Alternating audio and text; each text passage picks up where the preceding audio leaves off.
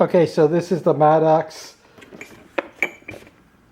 11-piece disc brake pad and caliper service tool kit I got from Harbor Freight for $30 on sale. So it's normally about $59, I think. It's model MF11-1. And I'm going to just unbox it here really quickly for you to show you what you're getting there. Pretty decent for $30. Most Harbor Freight stuff works really well. So you get an instruction book, which is pretty simple to go by actually. So inside you get these circles, and what happens is, like for instance, so I use number 7 on a Kia Soul.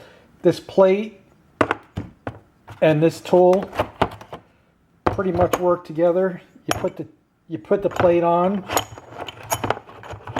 something like that.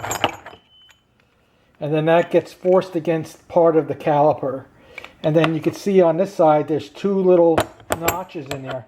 Sometimes this will fit on some plates, sometimes it won't. In my case it wouldn't, so I had to use this one. And you put it into the holes. Something like that. And then you can put this into your caliper. I'll show you what the caliper looks like in a few minutes.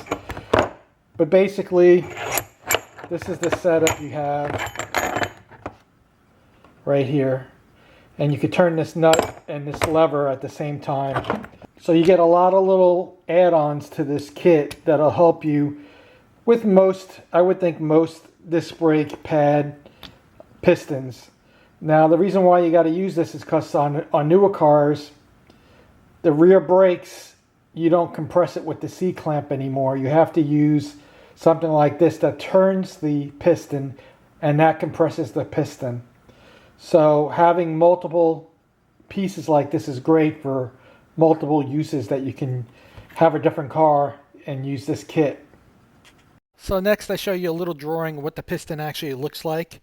It's got 2 holes in the middle of it, so you could turn it, and it's for the emergency brake, but you have to use that to compress the piston. And here I show you where the piston is, basically.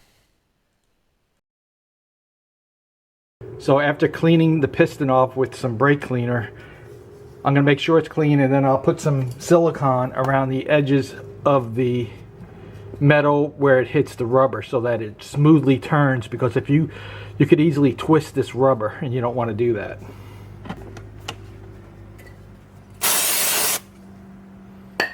Okay, that's as clean as that's going to get. And I got the bucket here to hold it while I work on it. And that's just some silicone, heavy duty silicone. And I just want to make sure it's nice and wet down there so that there's no binding. Okay, so I got the number 7 on there. I got the plate on there. And all I do is just turn this. Make sure that the rubber doesn't kink up. In fact, I'm going to spray some more silicone on there just in case. You don't want that rubber kinking up on you. So when you're turning it, it actually compresses it. And you supposedly can't compress it. And you can tighten this guy here counterclockwise to get a better grip on it. You should do both at the same time. As you're turning this handle here, you tighten this to the left, and it looks like it's working fine. I don't know how much you turn it. I think it auto syncs after a while when you put it back on. Looks like it's fine to me. I'm not going to do it all the way. So that worked good. Worth $30. So in the end, this Maddox tool from Harbor Freight worked really well to spin that piston so that it can compress. And you pretty much need that in the future, at least for rear brakes, because of the emergency brake.